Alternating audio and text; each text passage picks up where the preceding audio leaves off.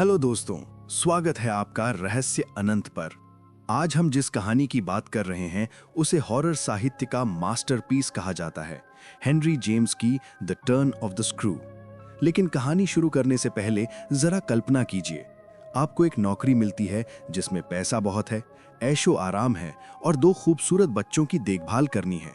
लेकिन एक शर्त है, चाहे घर की दीवारें गिल जाएं, चाहे आपको आधी रात को कोई पुकारे, आप अपने मालिक को कभी कोई सवाल नहीं पूछेंगे। ये कहानी सिर्फ चीखने चिल्लाने वाले भूतों की नहीं है, ये कहानी है मनोवैज्ञानिक दबाव की। जैसे जैसे आप इस वीडियो में आगे बढ़ेंगे, आपको महसूस होगा कि स्क्रू का हर एक मोड़ आपकी अपनी सोच को कसता जा रहा है।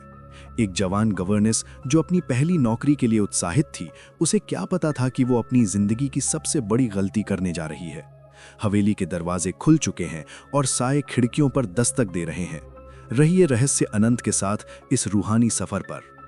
कहानी की शुरुआत लंदन के एक धुंधले भरे कमरे में होती है। एक अमीर और रसूखदार आदमी एक जवान गवर्नेस का इंटरव्यू ले रहा था।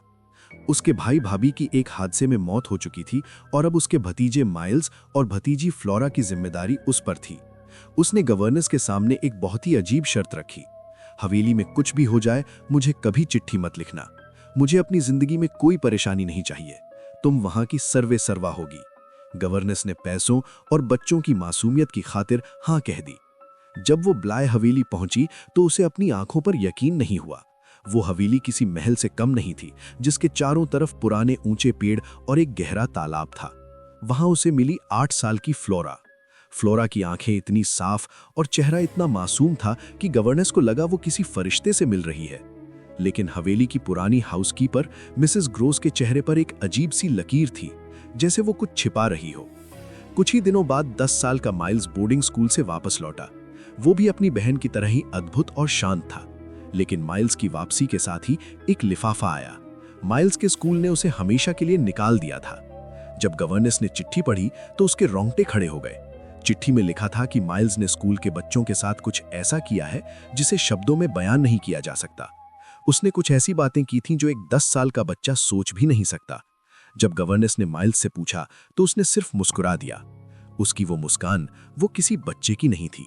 उसकी आंखों में एक ऐसी गहराई थी जैसे वो कोई बूढ़ा आदमी हो जो सदियों के राज जानता हो। हवेली की दीवारें अब धीरे धीरे तंग होने लगी थीं। गवर्नेस को महसूस होने लगा कि वो बच्चे इस विशाल हवेली में अकेले नहीं थे। कोई और था जो माइल्स और फ्लोरा के कानों में रात को फुसफुसाता था। हवेली में आए अभी कुछ ही दिन हुए थे। शाम का वक्त था, सूरज ढल चुका था और आसमान में एक अजीब सा बैंगनी और मटमैला रंग छाया हुआ था। गवर्नेस हवेली के बगीचे में टहल रही थी, तभी उसकी नजर हवेली के उस पुराने पत्थर से बने ऊंचे टावर पर पड़ी। वहां कोई खड़ा था। वो कोई धुंधली आकृति नहीं थी, बल्कि एक जीता जागता आदमी लग रहा था। उसने काली चुस्त जैकेट पहनी थी, उसके बाल अजीब से लाल थे और उसका चेहरा वो बेहद सफेद और ठिठका हुआ था। वो आदमी गवर्नेस को ऐसे देख रहा था जैसे वो कोई शिकार हो। वो न हिला न बोला, बस अपनी ठंडी नजरों से उसे घूरता रहा। गवर्नेस डर के मारे जम गई। जब उसने पलक झपकी तो वो टावर खाली था। कुछ दिनों बाद जब वो ड्राइंग रूम में सिलाई कर रही थी, उसने खिड़की के बाहर वही चेहरा फिर देखा। इस बार वो एकदम करीब था, खिड़की के कांच से सटा हुआ। उसकी आंखों में कोई रूह नहीं थी, बस एक गहरी नफरत थी। जब गवर्नेस ने मिसेस ग्रोस को सब बताया तो मिसेस ग्रोस के हाथ से चाय का प्याला गिर गया। उसने कांपते हुए बताया, वो पीटर क्विंट है, लेकिन वो यहाँ नहीं हो सकता, क्योंकि पिछले साल बर्फीली रात में नशे की हालत में उसका पैर फिसला और वो पत्थर से टकराकर मर गया था। मिसेस ग्रोस ने आगे एक खौफनाक राज खोला। क्विंट एक बुरा आदमी था। उसका छोटे माइल्स के साथ एक बहुत ही गहरा और अजीब रिश्ता था। वो माइल्स को अपने साथ घंटों अकेला रखता था। क्या क्विंट अपनी कब्र से वापस आया था ताकि वो माइल्स को फिर से अपने कब्जे में ले सके? गवर्नेस को एहसास हुआ कि ब्लाय हवेली में अब वो अकेले नहीं थे। मौत उनके दरवाजे पर दस्तक दे रही थी। क्विंट के दिखने के बाद हवेली का माहौल भारी हो गया। गवर्नेंस अब एक पल के लिए भी बच्चों को अकेला नहीं छोड़ती थी। एक दोपहर वो छोटी फ्लोरा को लेकर हवेली के पीछे बने उस शांत और गहरे तालाब के पास गई। फ्लोरा जमीन पर बैठकर लकड़ी के टुकड़ों से एक छोटी सी नाव बनाने का नाटक कर रही थी। अचानक सन्नाटा इतना गहरा हो गया कि परिंदों की चहचहाट भी बंद हो गई। तालाब के दूसरे किनारे पर घनी झाड़ियों के बीच एक औरत खड़ी थी।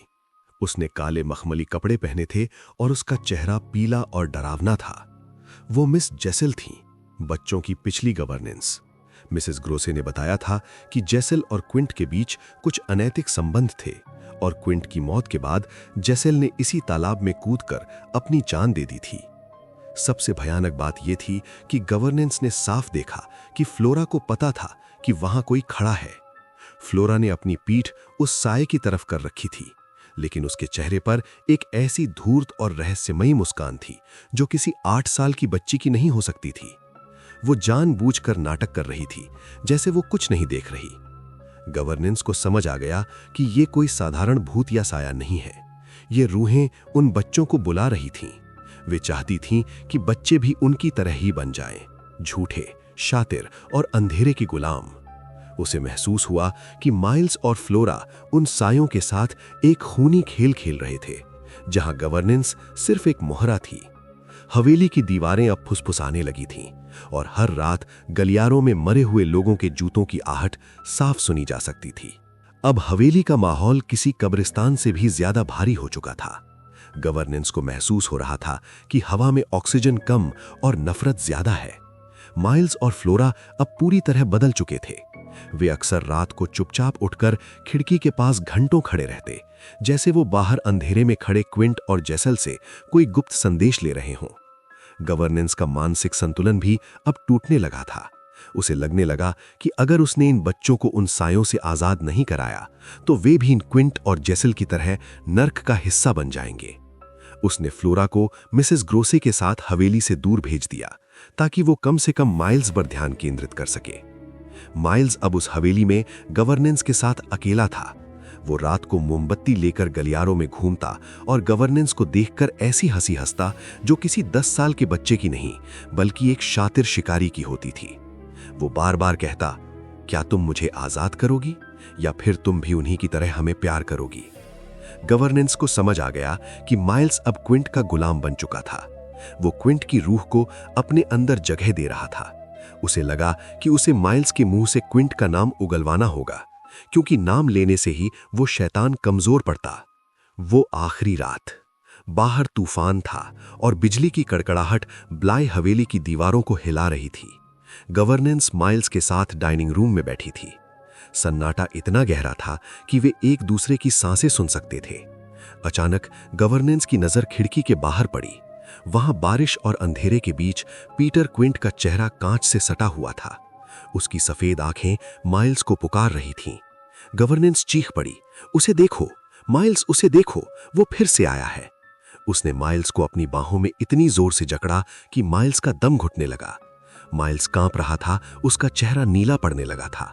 वो पागलों की तरह कमरे में इधर उधर देख रहा था, जैसे वो क्विंट को ढूंढ रहा हो।